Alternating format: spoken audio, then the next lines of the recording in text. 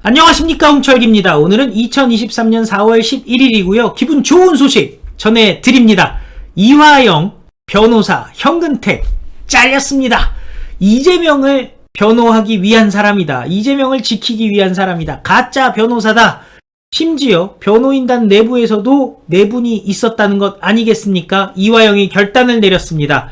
이제 자기가 덤탱이 쓰고 깜방 가는 일은 없어야 되겠다. 수수는 현근택이 잘라냈으면요, 이제 수수는 입이 열리는 방법밖에 없죠. 자, 이재명 이제 큰일 났는데요. 이제 사실상 대북송금, 그야말로 암초 하나 제거한 게 아닌가 싶은데요.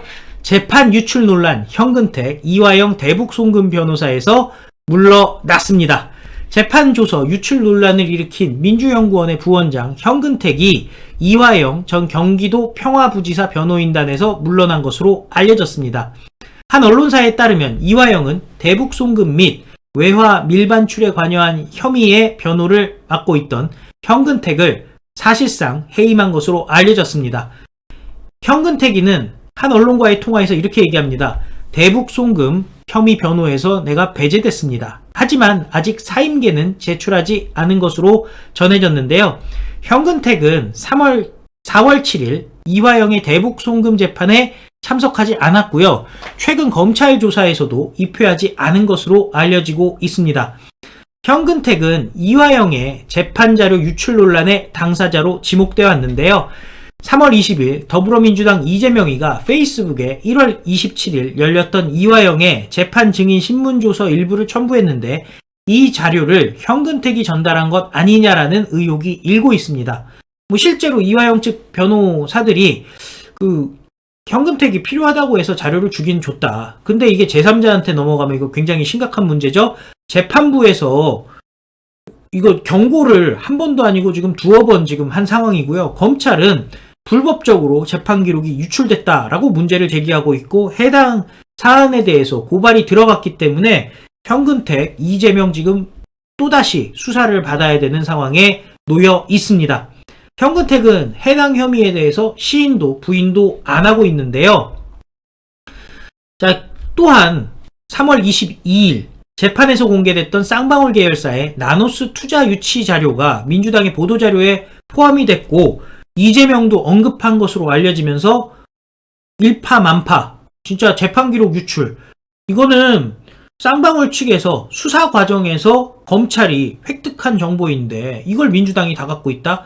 혹시 이화영 관련된 재판 내용을 민주당이 다 확보를 하고 있다? 이 자체가 지금 심각한 문제가 되는 겁니다.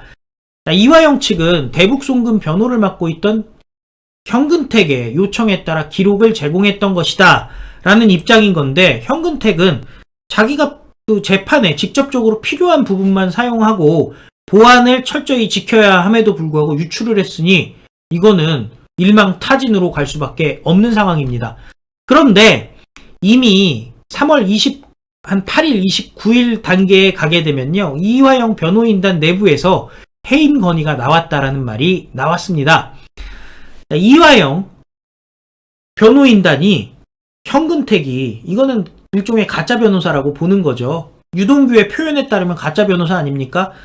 유동규를 지키러 왔던 변호사들이 아니라 이재명을 위해서 정보를 얻어내려고 하고 자꾸 이재명이 유리한 쪽으로 끌고 가려고 하는 그런 변호사들이죠. 똑같이 현근택도 그런 가짜 변호사 아니냐라는 의심을 이화영의 변호인단들이 한 거죠. 그래서 이화영의 뇌물재판을 맡은 한 변호사가 이화영 측에게 쌍방울 대북송금 혐의를 변호하는 현근택 해임합시다 라고 얘기를 했다라는 겁니다.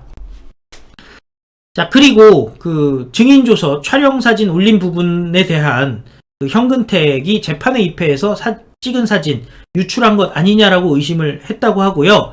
그리고 무엇보다 현근택이 이화영의 변호보다는 이재명의 보호에 더 신경을 쓰는 것 아니냐라는 우려가 변호인단 내부에서 제기되면서 이건 해임해야 된다라고 여러 사람들이 얘기를 했다는 겁니다. 재판부도 당연히 부적절하다고 지적하면서 현근택은 위기에 몰렸었는데요. 자, 그런데 이 가짜 변호사 논란이 있을 법한 상황. 그런데 현근택은요, 지금 막상 윤영찬의 지역구인 성남 중원에 총선에 나오겠다고 움직이고 있다라는 겁니다. 친 이낙연계의 윤영찬을 뽑아내고 자기가 들어가겠다는 거죠. 어려운 데 가서 싸우겠다는 게 아니라 이미 민주당이 배지 달고 있는 곳에 밀고 들어가겠다. 그러니까 이재명 눈치를 더 볼 수밖에 없는데요. 문제는 현근택이가 민주당의 당직을 갖고 있다는 점입니다. 민주연구원의 부원장 자리에 앉아있는 상황인데요. 민주연구원, 국민의힘의 여의도연구원과 마찬가지로 정책연구소인데 문제는 정책만 하는 게 아니라 전략을 짜게 되겠죠. 여론조사 당연히 분석을 하게 되겠죠. 그 선거 전략을 지금 현근택이가 꽉 쥐고 있는 거 아니에요. 그러니까 자기는 바로 배지 달 수 있다라고 생각을 하는 거죠. 정보에 접근이 가능하니까.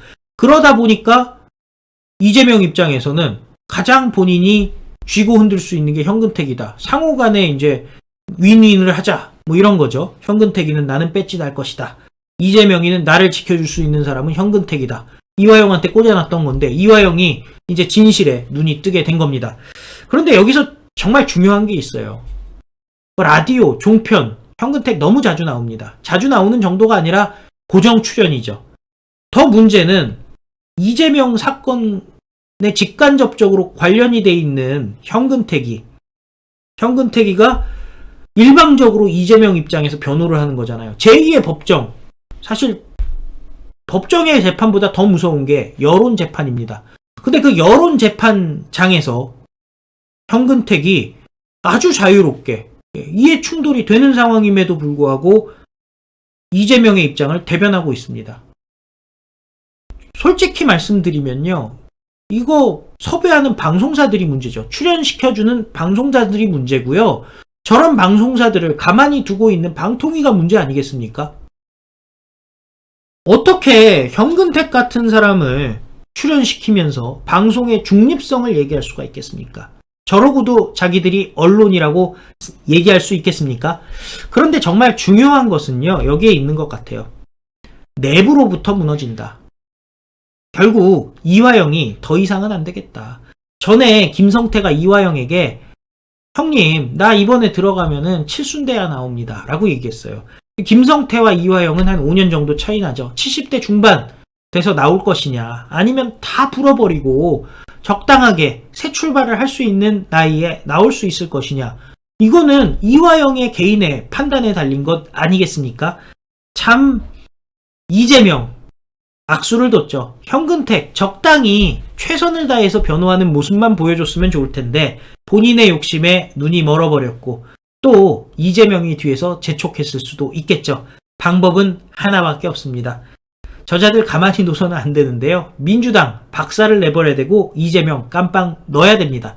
자, 이제 현근택 해임으로부터 시작된 나비 효과. 이건 나비 효과도 아니죠. 아주 그냥 논리적으로 귀결이 될 수밖에 없는 이재명의 몰락 국립호텔행 여러분들 기대해 주시기 바랍니다. 이제 이화영 입이 열립니다. 개봉 박두. 시청해 주셔서 감사드리고 또 필요한 뉴스 여러분들께 다시 찾아뵙도록 하겠습니다. 이 영상 보시고 마음에 드셨다면 좋아요도 좀 눌러주시고 처음 오신 분들은 구독해 주시면 홍철기TV의 영상을 다시 보는데 도움이 되실 수 있을 거라 생각합니다. 다 같이 외치겠습니다. 우리는 승리합니다. 감사합니다. 안녕히 계십시오.